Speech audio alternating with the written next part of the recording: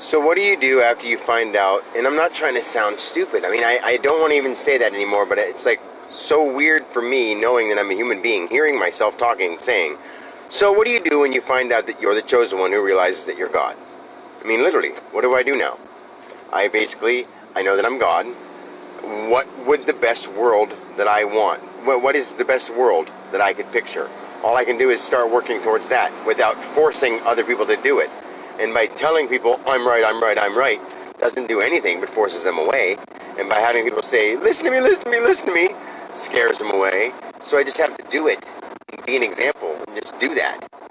And like the whole saying, like all those sayings were things that we left back for ourselves, like, be the example you want the world to be, and, be the change you want in the world, and all that kind of stuff. Those are all things that people somewhat got it. I mean, they'll say they got it, they totally understand it.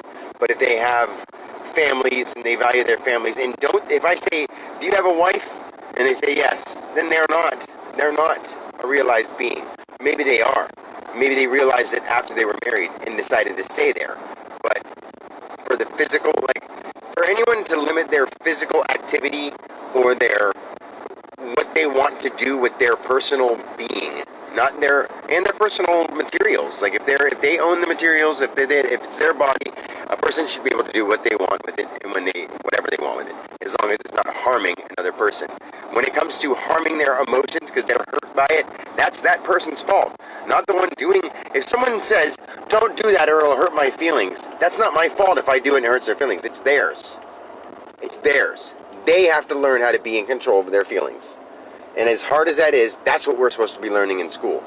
We're supposed to learn how to control our feelings, control our brain, heal ourselves, that kind of stuff. And I can teach people how to do that. Those are the kind of schools that we need, not schools that tell you to follow history and go along with all these other people that were people trying to figure out what it's supposed to be about. And they decided to come up with machines and da-da-da-da. Different planets, they came up with all kinds of different ways to live. Dude, there's so much stuff going on, you have no idea. And because we can't see it as people, we don't believe it. Because we don't see things that way. We see things differently. Those same things are here, and we can't see them through human eyes. But when I go into those trance states, I see them. I see everything around us.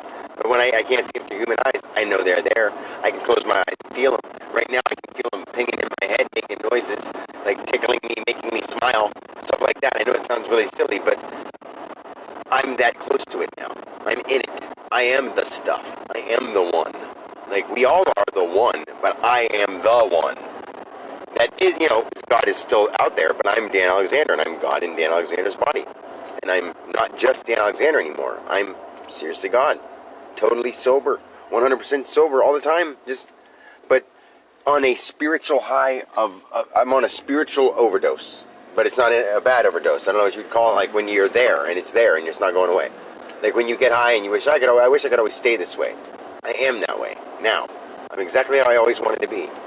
What do you want when you get fucked up? You want to feel amazing. The amazing didn't mean you wanted to see visuals and stuff like that. You can turn on a movie and watch a movie with cool special effects and visuals. But when it has visuals and special effects and it's boggling your mind, it's sort of cool. But if it stayed that way forever, it'd be sort of scary. So then it wears off and you're like, that was wild, that was crazy. Just like a roller coaster, it's crazy. But if you were on a car out of control and it was like, oh my God, and you lived, you'd be like, wow, what a thrill, that was amazing. But to do that and know that it's coming to an end is what makes it fun. But if you didn't know if it was coming to an end, a roller coaster wouldn't be fun, it'd be scary.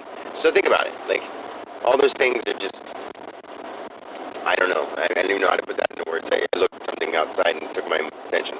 But, like, what is the person to do? Say, like, my dad comes up and starts talking about his lawn. I don't want to hear him talk about his lawn, but I love him to death. I am him. And I'm from him in this human body. So therefore, I love him. He's the one who produced the one who's now the chosen one. Or not the chosen one, because that's a crappy way to put it. The first really, truly enlightened being. The really, truly one.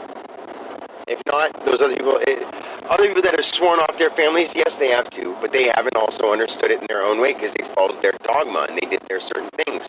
You don't have to sit off in a mountain, you don't have to do that stuff. But maybe that was their way as their realized being to go off on their own and not be interfered with. Like, if I didn't want to hear my dad talk about his yard all the time, I just wouldn't be around him. But I love my dad. I'm going to be around him. I love everybody. And I have a certain amount of tolerance for everything and everyone, but people that I don't know very much that are what I would consider to be annoying are people that I quickly move myself away from. Not because I don't love them and because I don't care for them. I wouldn't harm them in any way. I'd be compassionate and I'd listen to their problems. But when people just continuously sulk and sulk and sulk and don't take the word of advice when it's given, it's like I don't want to be around that. Because those people are harming themselves and they're harming the people around them by complaining. By complaining to people, you're harming the people. I know it sounds weird, but it's true. Like, if you're putting things down and talking bad about people, and then those people around you start joining in, all they're doing is harming themselves by joining you.